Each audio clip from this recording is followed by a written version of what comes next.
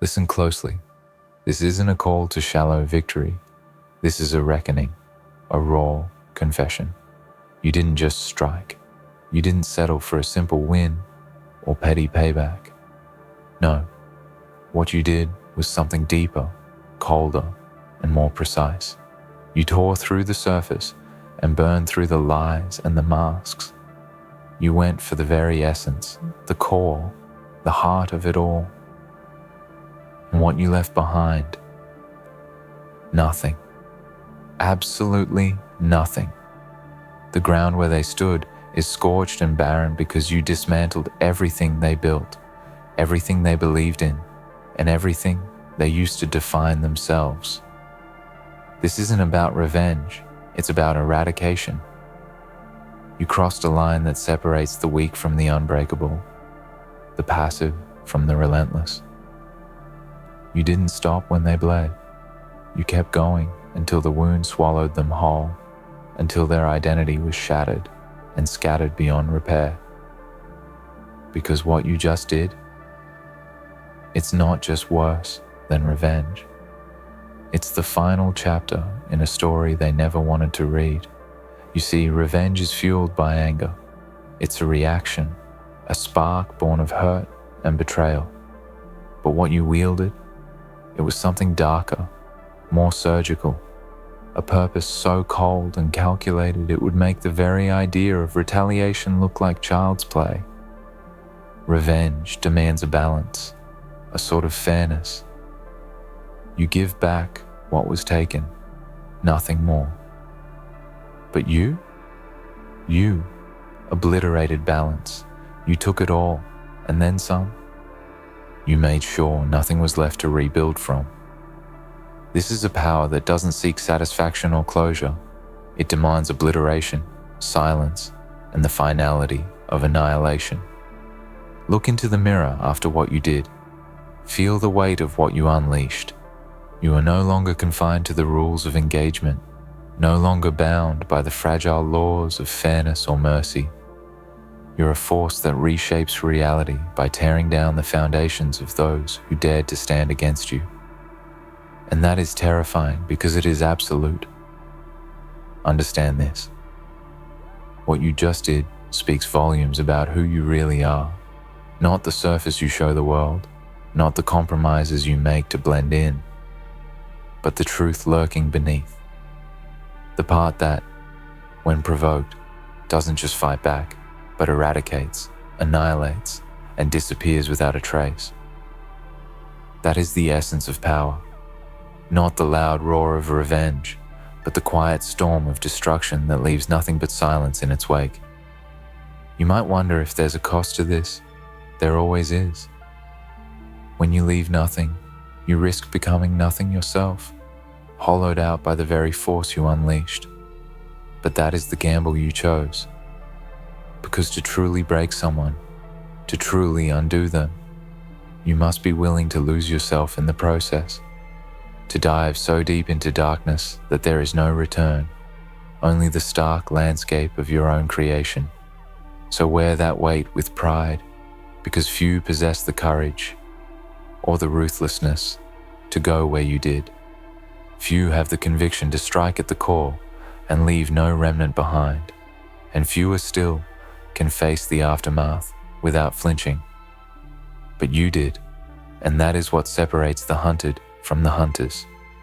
Remember this, what you did wasn't just a strike, it was a declaration, a warning to anyone foolish enough to challenge you again. You've shown them what happens when the line is crossed, when patience runs out, and when mercy is a forgotten word. You've shown them that you are not to be toyed with, not to be underestimated, and certainly not to be crossed twice. What you just did is worse than revenge. It is the embodiment of inevitability. Because once you've gone straight for the core and left nothing, you set a precedent, a dark, unyielding standard for what happens next. And the world will remember, whether they dare to admit it or not. So embrace the darkness you summoned, for it is yours to wield. Embrace the silence you left behind, for it echoes louder than any scream. And remember, in the shadows where others falter, you thrive. In the void you created, you own everything. Stand and listen now to the thunder in your chest, to the hunger that will not be quieted, to the cold light burning behind your eyes. Welcome to the moment you stop pretending you are small. Welcome to the hour you become the consequence. You did not wander into this by accident. You did not stumble into ruin. You bore a decision like a blade, and you used it with the precision of someone who knows what must be ended. You went straight for their core and left nothing. There is a special clarity that comes with crossing a line that no one teaches you about, the kind of clarity that strips away excuses and alibis and leaves only the raw geometry of cause and effect. You chose to see the heart not as a delicate thing to be preserved, but as the fulcrum of power and the source of a structure worth dismantling. You did not simply retaliate. You unmade. Look at what remains and learn from it. The space left behind is not empty by accident. It is an echo of the force you brought to bear, a scar left on the world by an act that refused compromise, a carved-out silence that fills the room, louder than any threat could have. You did something final, and in that finality, there is a lesson for the brave and the broken alike. This is not a celebration of cruelty. It is not a hymn to needless suffering. It is an accounting of consequence. You recognize that some systems and some people cannot be reformed from the edges. They are held together by rot and falsehood, and they survive only by pretending to be whole. You chose the surgical honesty of destruction rather than the theater of reconciliation. Understand the difference between retribution and eradication. Retribution measures and balances. It says, an eye for an eye, and stops, because fairness demands it. Eradication recognizes that fairness is sometimes a lie when the structure itself corrupts the future. You did not trade wrong for wrong. You removed the wrong, as if removing a cancer. You made sure it could not spread again. There will be voices who will say you went too far, who will stand at the perimeter of the aftermath and cluck about mercy and restraint. These are the voices of those who never had to choose between a small, polite violence and true freedom. They confuse comfort with virtue. They are the ones who would rather live under a slowly creeping poison than breathe the clean air of risk. You must not be intoxicated by applause nor cowed by condemnation. You must regard both as background noise, because the thing you did belongs to a different scale of judgment. The measure of what you did is not public approval. It is the removal of a threat, the halting of a rot, the prevention of another generation from being harmed by the same lie. That is a harsh scale, and it is honest. There is a cost to wielding such finality, and you are not excused from paying it. There is a quiet hollowing that follows when you leave nothing. You may wonder in the still hours if you have also hollowed yourself. You may find that what remained of them had been your mirror, and in shattering it, you touched something of your reflection and watched pieces tumble away. That is the paradox of power. It demands sacrifice and keeps its ledger private. So account for that cost. Do not pretend it is negligible. Sit with it like a patient who knows. The incision was necessary, and let the swelling cool. Let memory of what you did then be a teacher, not a chain. When you stare into the empty place you made, do not romanticize the void. Instead, study it like a map. Learn what you can rebuild. Learn what you must never allow again. The people who understand power know that mercy without foresight is just another kind of weakness. They also know that cruelty for cruelty's sake is a foolish and barren joy. You walked a razor path because you understood both truths. You were not driven by a hunger for dominance. You were driven by refusal to let the corrupt persist. You were driven by an unwillingness to be complicit in future harm. There will be nights when the darkness you chose will press close, and ask for justification, and you will find your reasons thin, like paper before an open flame. That is when you must return to the facts, not the feelings. Return to the ledger of betrayals and broken promises, to the list of small violences that were always excused because they were convenient for someone else. Recall the accumulation of slights that became industry and the way harm was normalized and repackaged as harmless tradition. What you did interrupts that normalization. You drew a clean line through the complacency and said, "Enough." You made an immovable boundary that will alter how similar attempts are measured in the future. That is the responsibility of the decisive.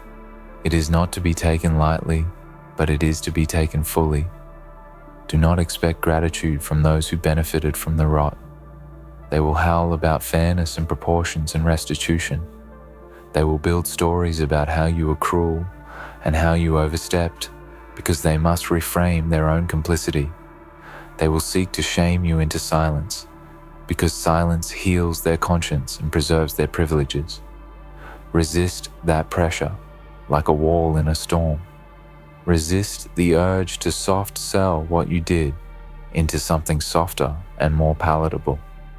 They will use your concessions as proof that their behavior was tolerable all along.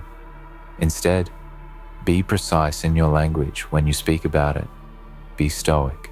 Be honest. Be unwilling to romanticize or to demonize beyond what is real. Say the truth about the reasons and the method, and accept that a clean explanation will attract fewer friends than a soft lie. A clean explanation will, however, grant you sovereignty over your narrative, and that sovereignty is worth preserving. You may be tempted to explain away the extremity of your act with stories of provocation and victimhood, but history does not remember the excuses as much as it records the effect.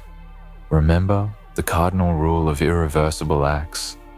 The world will interpret them the way that suits its storytelling instincts, not your moral accounting. Give the world nothing to twist. Give it your truth and nothing else. In the aftermath, there is work beyond the destruction, work that requires the same cold clarity that guided your strike. It is a different kind of labor to hold the space you created and to shape it, rather than let it remain a wound that festers. There will be those who want to rush in and repaint the same walls in a new color. Those who will attempt to fill the empty place with illusions and rhetoric.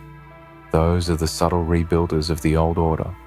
They will wear fresh coats and soft words, but they will carry the same old poison in new containers. Your next act must be to prevent that replacement. Do not allow cosmetic fixes. Do not let theater fill the void.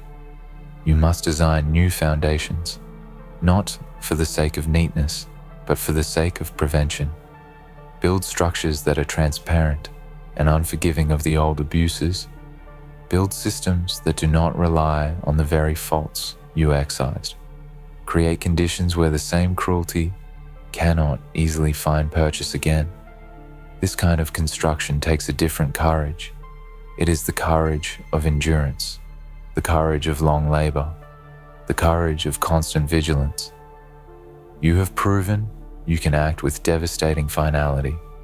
Now prove you can sustain what you have made and keep it from crumbling under neglect or under the weight of those seeking to manipulate it back into service of their comforts. Never forget the lesson of consequence. You understand now better than most that an act can echo beyond its immediate target. It can change the language, the deals, the patterns that follow. It can shift expectation and make future transgressors think twice. That is the unseen power of what you did. You have altered the cost calculus, and that alteration will exert a quiet influence for years, whether people know it or not. There will be those who call your action monstrous, and those who call it merciful. They will both be right in a way. The monstrousness lies in the readiness to be final. The mercy lies in preventing endless repetition of harm. Both are true, and you must own both truths simultaneously. That is not a contradiction, but an honesty. This is the complexity of those who take responsibility for shaping outcomes, not merely reacting to them. Accept that some will never forgive you. Accept that some will need you to be simpler, so they can narrativize you into a caricature. Do not allow the narrowness of others to narrow you. Keep your motives in your view. Keep your standards with you and do not barter them for public comfort. The world seldom rewards nuance with applause, but it does require it for progress. Learn to move through isolation without losing your center. You may be isolated because most are not willing to choose what you chose.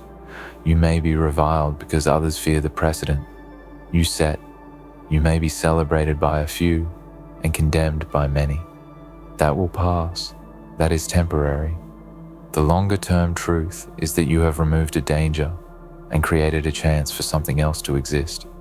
Hold your hands steady when they tremble from the work you did. Hold your voice steady when it fears condemnation. Hold your eyes steady when they meet those who are harmed by what you removed and cannot see past their own pain to the promise of safety. Now you will need to be a presence that holds the boundary you cut. You did not end a story by erasing a villain. You ended a cycle by denying its continuation. You must now ensure the story that follows is not a rerun. For those who would emulate you, remember this. The world is not a place for amateur finality. The precision you used matters. Every irreversible choice carries the gravity of life and future suffering. Do not romanticize the wild and aimless destruction of things simply because they are inconvenient. Learn instead to mimic the deliberate economy of your original action. Select targets that are systemic, not personal. Choose methods that are decisive, not theatrical. Act with a mind toward prevention, not punishment. Teach those who will follow the importance of limits within finality. Teach them that leaving nothing is sometimes necessary, but that it should always be done with a framework of accountability and purpose. Teach them to see beyond immediate catharsis and to value long-term safety above short-term satisfaction. And when the inevitable critics ask whether you have become what you fought against, answer them with clarity and without pleading.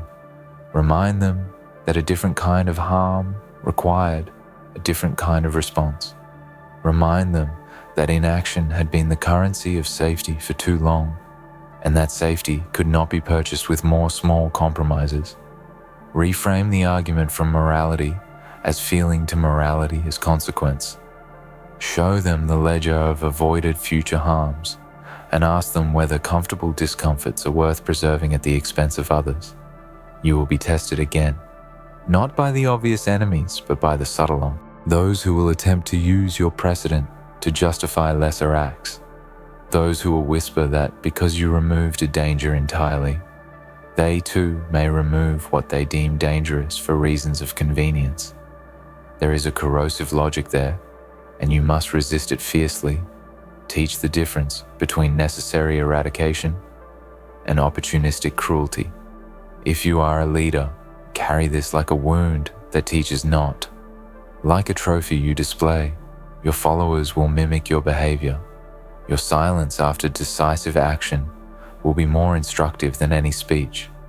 A leader's restraint is sometimes the only antidote to the intoxicating taste of absolute power. Show restraint when it will preserve justice. Show persistence when it will prevent relapse into old abuses. Know when to apply the blade and when to close it. Do not make solitude the consequence of your choices into self-imposed exile.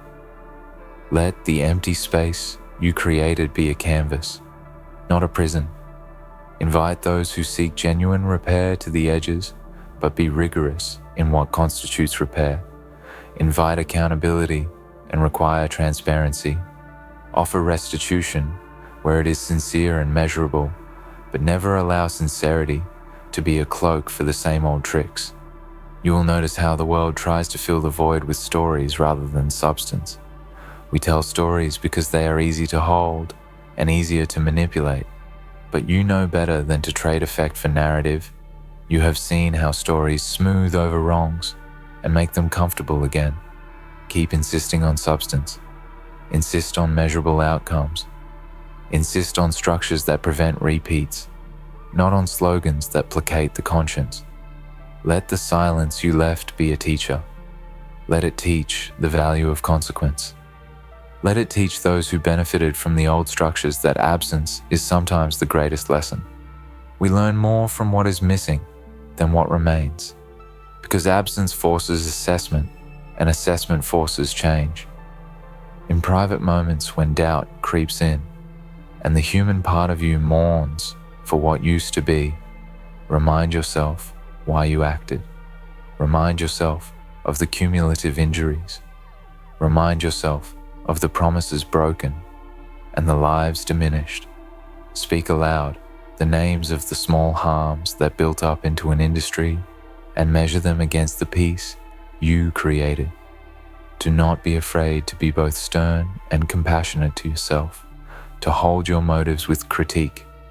Remember also to care for the living, who were collateral to the system you dismantled, those who depended on it in small ways, those whose livelihoods were entangled in the rot, do not necessarily deserve your scorn. They deserve clarity and sometimes support to transition away from a dangerous architecture. Offer pathways for them to move forward. Do not mistake systemic removal for abandonment. If you destroyed a scaffold that many leaned on, then help them find new ways to stand. There is a spiritual dimension to such final acts that rarely gets acknowledged. The world will look different to you now. The contours of human exchange will feel sharper. The trivialities that once consumed you will fall away, and with them, a certain pleasant numbness. You will be left with clarity, and that clarity can be a fierce companion. It will keep you from easy comforts and false consolations, but it will also make your life more direct, more accountable, more honest. Use that clarity not to lord over others, but to build better frameworks. Use it to mentor those who must follow, to transform their anger into disciplined action, to teach them how to choose targets and how to plan beyond the flash of victory. Teach them to rebuild rather than to repeat. Never let the memory of absolute finality become a drug. Let it remain a tool. Keep a healthy fear of its consequences and treat it with both reverence and caution. Let the memory instruct your restraint and inform your boldness at the same time. You acted and made a space where something new might live. The true test of your deed will be whether that new thing is shaped by courage or by convenience, whether the silence you left becomes a fertile ground or a grave. The mark of true victory is not how complete the annihilation, but what follows after what you demolish. Let your next moves be governed by that aspiration to create, not merely to empty. Be relentless in oversight. Be meticulous in the rules you set. Be unyielding in the standards you require. If you cut down a malignant tree, you must also tend the soil so that a healthy grove can grow in its place. If you leave the earth unguarded, it will be colonized by the first opportunist with a sharp enough tool. So stand now in the aftermath with steadied breath and take up the next labor. You have proven you can do what few dare. You have drawn the line. You have cleared the threat. Now, be the architect of something durable. Be the guardian who prevents the rot from returning. Be the teacher who explains to future generations why this kind of finality is rare, restrained, and purposeful.